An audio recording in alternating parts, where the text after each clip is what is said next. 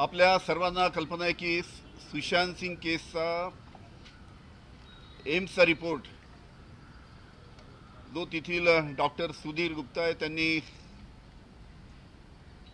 काही दिवसापूर्वी electronic media आणि प्रेस मीडियाच्या माध्यमातून त्यांनी तो जाहीर केला आणि त्यामध्ये आपल्याला सर्वांना कल्पना आहे की 7 सिनियर डॉक्टरचा तो रिपोर्ट आहे एम्सचा.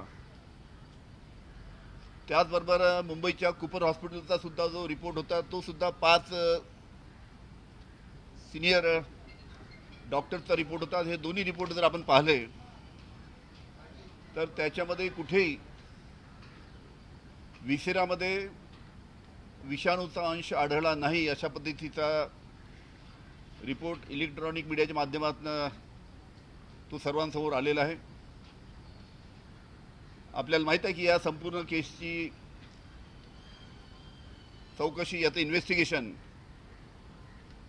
सीबीआयच्या माध्यमातून चालू आहे आणि आता सर्व वाट पाहत आहेत की सीबीआयचा जो रिपोर्ट येईल अंतिम त्याच्यामध्ये अंतिम रिपोर्ट सीबीआयचा काय आहे त्याच्यासाठी सर्व त्याची वाट पाहत आहेत. आमची सुद्धा सीबीआयला विनंती आहे की लवकरात लवकर हा जर रिपोर्ट त्यांनी संपूर्ण चौकशी करून जाहीर केला तर खरोखरच सुशांत सिंगची हत्या होती की आत्महत्या होती ते सर्व ऑफिशियली सीबीआयच्या रिपोर्टमध्ये बाहेर लवकरात लवकर येईल अशी आशा त्यानिमित्तानं इथे व्यक्त करतो. पण हे करत असतानाच आपल्याला ही कल्पना आहे की मधल्या काळामध्ये एक USAची युनिव्हर्सिटी आहे, मिशिगॅन युनिव्हर्सिटी USA, त्यांनी सुद्धा या संपूर्ण सुशांत सिंगच्या या 3-4 महिन्याची संपूर्ण याचा रिव्ह्यू घेतला आणि त्या युनिव्हर्सिटीने USAच्या नामवंत युनिव्हर्सिटीने एक रिपोर्ट त्यानिमित्तानं प्रसिद्ध केलेला आहे. त्याची कॉपी मी आपल्याला व्हॉट्सअपवर पाठवतो. पण याच्यामध्ये असं म्हटलं आहे की Sushant Singh Rajput study reveals BJP hand in hyping the conspiracy theory.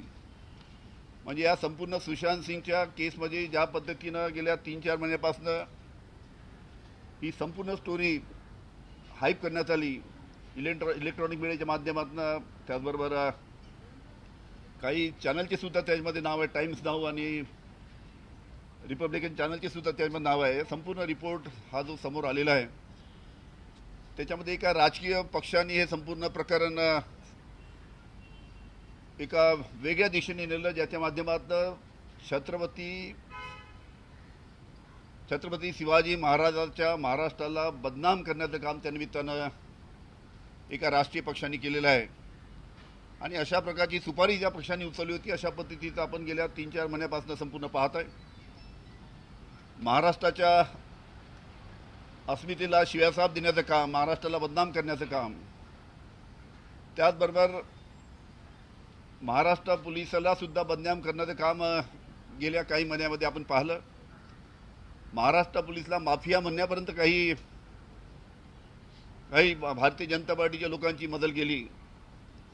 आणि या संपूर्ण केसमध्ये आपल्याला कल्पना आहे की जेव्हा सुप्रीम कोर्टाने सुद्धा आपल्या जजमेंटमध्ये म्हटलं होतं की मुंबई पोलिसांनी जो तपास केला आहे अतिशय प्रोफेशनली आणि अतिशय योग्य दिशेने तपास केला आहे, असं सुप्रीम कोर्टाच्या सुद्धा जजमेंटमध्ये असताना महाराष्ट्र पोलिसला बदनाम करण्याचं काम त्यानिमित्तानं केलं गेलं. आणि त्याच्यातही अतिशय दुःखाची गोष्ट आहे की ज्यांनी 5 वर्ष महाराष्ट्राचं नेतृत्व केलं, मुंबई पोलिसाचं नेतृत्व केलं, महाराष्ट्र पोलिसांचं नेतृत्व केलं, ते माननीय देवेंद्र फडणवीस यांनी सुद्धा आपल्या वक्तव्यामध्ये म्हटलं आहे की मुंबई पोलिसाचा तपास योग्य दिशेने नव्हता आणि मुंबई पोलिसांनी ठीक तपास केला नाही असं त्यांचं वक्तव्यसुद्धा आपल्या सर्वांना माहीत आहे, सर्व मीडियावरती आहे. अशा पद्धतीनं एका वरिष्ठ ज्यांनी महाराष्ट्राला 5 वर्ष नेतृत्व दिलं अशा व्यक्तीच्या तोडूनसुद्धा इथे आलेला आहे. या संपूर्ण प्रकरणामध्ये आपल्याला माहीत आहे की संपूर्ण महाराष्ट्र कोरोनाशी युद्ध लढत होता आणि या अशा कोरोनामध्ये युद्ध लढत असताना महाराष्ट्र विरुद्ध षडयंत्र रचलं गेलं, महाराष्ट्राला बदनाम करण्याचं काम केलं गेलं आणि त्याच्याही पुढे जाऊन ज्यांचं वास्तव्य महाराष्ट्रात आहे पण आहे बाहेरच्या राज्यामधले अशा कठपुतलीचा सुद्धा त्यानिमित्तानं आपल्या तालावर नाचवण्याचं काम सुद्धा या पक्षाच्या माध्यमातून झालं आहे, ज्याच्या माध्यमातून छत्रपती शिवाजी महाराजांचा महाराष्ट्र त्यानिमित्तानं बदनाम झालेला आहे. त्याच्यामुळे आजच्या प्रेस कॉन्फरन्सच्या माध्यमातून माझे दोनच प्रश्न आहेत की ज्या पद्धतीनं महाराष्ट्राला बदनाम करण्याचं काम काही पक्षाच्या माध्यमातून झालं, मुंबई पोलिसला बदनाम करण्याचं काम काही पक्षाच्या माध्यमातून झालं, त्या महाराष्ट्राला छत्रपती शिवाजी महाराजाच्या बदनाम करणाऱ्या लोकांनी महाराष्ट्राची माफी मागितली पाहिजे, अशा पद्धतीचा मला त्यांना प्रश्न आहे. आणि जर त्यांनी महाराष्ट्राच्या जनतेची माफी मागितली नाही तर महाराष्ट्राची जनता त्यांना माफ करणार नाही, अशा पद्धतीचे सुद्धा संपूर्ण महाराष्ट्रामध्ये चित्र आहे. आणि त्याचबरोबर बिहारमधले जे पोलीस प्रमुख होते गुप्तेश्वरजी पांडे DGP, ते आता मधल्या काळामध्ये आता त्यांनी राजीनामा देऊन आता निवडणूक लढत आहेत. आता मला एक समजत नाही की बिहारमधून ते निवडणूक लढत आहेत. महाराष्ट्राचे नेते माननीय देवेंद्रजी फडणवीस हे आता बिहारचे प्रभारी आहेत. माझा त्यांना प्रश्न आहे की माननीय देवेंद्रजी फडणवीस त्या गुप्तेश्वर पांडे ज्यांनी महाराष्ट्राची बदनामी केली, ज्यांनी मुंबई पोलिसाची बदनामी केली, त्याच्या प्रचाराला आता तिथे बिहारला जाणार का, हा सुद्धा माननीय देवेंद्र फडणवीस यांना माझा प्रश्न आहे. त्याच्यामुळे या संपूर्ण प्रकरणाची या पद्धतीनं संपूर्ण महाराष्ट्राला आणि त्याचबरोबर मुंबई पोलिसाला ज्या पद्धतीने बदनाम करण्याचं काम ज्या पद्धतीने झालं आहे, त्याच्याबद्दल सुद्धा आम्ही आमच्या सायबर क्राईमच्या माध्यमातून ज्या मंडळींनी सोशल मीडियाच्या माध्यमातून गेल्या 3-4 महिन्यामध्ये काम केलं, त्या सोशल मीडियाच्या माध्यमात आमच्या क्राईमच्या माध्यमातून आणि त्याचबरोबर सायबर क्राईमच्या माध्यमातून या संपूर्ण बाबीचा तपास त्यानिमित्तानं राज्य शासनाच्या माध्यमातून करण्यात येईल.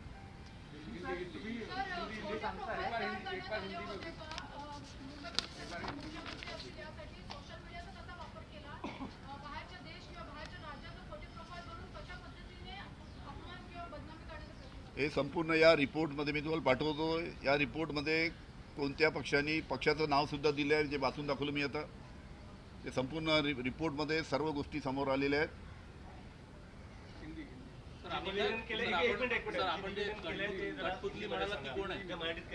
सर आपण कठपुतली म्हणाला ती कोण आहे?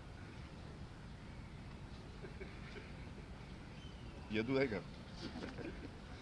निवेदन हिंदीमध्ये करा. कठपुतली आपल्याला सर्वांना आप सभी को पता है कि हाल ही में कुछ दिन पहले एम्स के डॉक्टर सुधीर गुप्ता, इनका जो 7 सीनियर स्पेशलिस्ट का जो पैनल था, उनका रिपोर्ट इलेक्ट्रॉनिक मीडिया द्वारा और प्रेस मीडिया द्वारा जनता के सामने आया है. उसी प्रकार मुंबई का कुपर हॉस्पिटल का जो फॉरेंसिक रिपोर्ट है, जिसमें 5 सीनियर डॉक्टर जो एक्सपर्ट थे, उनका फॉरेंसिक रिपोर्ट भी कुछ महीने पहले जनता के सामने आया है. तो ये एम्स का रिपोर्ट और कुपर हॉस्पिटल का रिपोर्ट देखते हुए जो बातें जो सामने आई है कि हत्या है या आत्महत्या है, उसके बारे में जल्द से जल्द CBI ने उनका जो फाइनल रिपोर्ट है, वो रिपोर्ट का पूरा महाराष्ट्र, पूरा भारत बेसब्री से इंतजार कर रहा है कि CBI ने उनका रिपोर्ट जल्द से जल्द देना चाहिए, ऐसी हमारी उनको विनंती है. उसी प्रकार जिस प्रकार से ये पूरा सुशांत सिंह का केस जिस प्रकार से एक पॉलिटिकल पार्टी ने हैंडल किया गया, उसके बारे में अमेरिका की एक यूनिवर्सिटी है, मिचिगन यूनिवर्सिटी, उन्होंने इसकी पूरी उसका रिव्यू लिया था और उनका एक रिपोर्ट सामने आया है अमेरिकन मिचिगन यूनिवर्सिटी का. और वो रिपोर्ट में उन्होंने बोला है कि Sushant Singh Rajput study reveals BJP hand in hyping conspiracy theory. इसमें एक पार्टी के ऊपर, बीजेपी के ऊपर उन्होंने दोषारोप किया है. और आपको सभी को पता है कि छत्रपति शिवाजी महाराज के महाराष्ट्र को बदनाम करने का काम एक पार्टी ने यहाँ पे किया है. महाराष्ट्र की अस्मिता को ठेस पहुँचाने का काम इस पॉलिटिकल पार्टी द्वारा हुआ है. ये बहुत दुख की बात है. उसी प्रकार मुंबई पुलिस को भी बदनाम करने का काम गए 3-4 महीने में काफ़ी जोरों में कुछ पार्टियों ने किया। इसकी भी जानकारी सब जनता को है। मुझे एक बात का बड़ा ताजुब है कि माननीय देवेंद्र जी फडणवीस साहब, जिन्होंने महाराष्ट्र को 5 साल नेतृत्व दिया, महाराष्ट्र की पुलिस की बागडोर उन्होंने संभाली, उनका एक बयान बीच में आया था कि महाराष्ट्र पुलिस या मुंबई पुलिस ने सुशांत सिंह केस का ठीक से तपास नहीं किया, उनके तपास की दिशा ठीक नहीं थी, ऐसा बयान माननीय देवेंद्र फडणवीस जी का आया था। हालांकि हकीकत ऐसी है कि सुप्रीम कोर्ट ने जो मुंबई पुलिस ने जो इन्वेस्टिगेशन किया, उसके बारे में मुंबई पुलिस ने बड़ा प्रोफेशनली इन्वेस्टिगेशन किया और अच्छी तरीके से इन्वेस्टिगेशन किया, ऐसा ऑब्जर्वेशन सुप्रीम कोर्ट के जजमेंट में है। उसके बावजूद मुंबई पुलिस को बदनाम करने का काम यहाँ पे किया गया। आपको पता है कि पूरे महाराष्ट्र में कोरोना के परिस्थिति से पूरा महाराष्ट्र जूझ रहा है। ऐसे परिस्थिति में इस प्रकार की ओछी राजनीति करना, पूरा महाराष्ट्र बड़े जद्दोजहद से इस कोरोना की लड़ाई में लड़ रहा था, उस दौरान महाराष्ट्र को बदनाम करने का काम, मुंबई पुलिस को बदनाम करने का काम, कुछ जगह तो आपको पता है कि महाराष्ट्र में रहने वाली है और सभी बाहर के कुछ कठपुतलियों को यहाँ पे भारतीय जनता पार्टी के इशारों पे नचाया गया। उन्होंने भी किस प्रकार से महाराष्ट्र की बदनामी की, किस प्रकार से मुंबई पुलिस की बदनामी की, इसकी भी जानकारी आपको है। बिहार का चुनाव देखते हुए इसका राजकीय लाभ किस प्रकार से मिलना चाहिए, उसके लिए ये बड़ा षड्यंत्र रचा गया है, ऐसा हमारा आरोप है। लेकिन मेरे इसमें 2 सवाल हैं।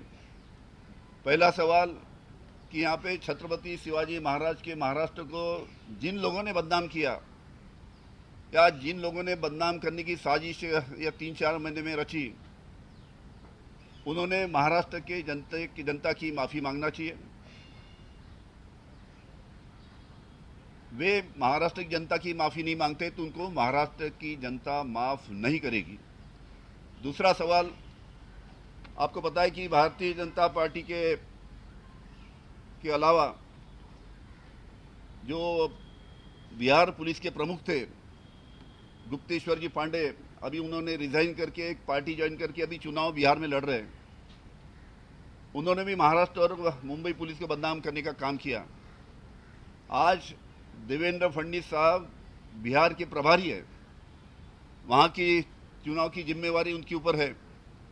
मेरा उनसे सवाल है कि गुप्तेश्वर जी पांडे, जिन्होंने महाराष्ट्र को बदनाम किया, जिन्होंने मुंबई पुलिस को बदनाम किया, उनके प्रचार के लिए वो जाएंगे क्या, ये भी सवाल मेरा माननीय देवेंद्र फडणवीस साहब से है। लेकिन जो हिसाब से गए 3-4 महीने में सोशल मीडिया द्वारा या कुछ खास करके कुछ इसका जो चैनल का इसमें जिक्र है, उन्होंने 1 पॉइंट एजेंडा जो पूरा 3-4 महीने उनका चालू था, या जिस प्रकार सोशल मीडिया द्वारा महाराष्ट्र को बदनाम करने का काम किया गया, मुंबई पुलिस को बदनाम करने का काम किया गया, उसकी भी जांच साइबर क्राइम द्वारा महाराष्ट्र शासन करेगी।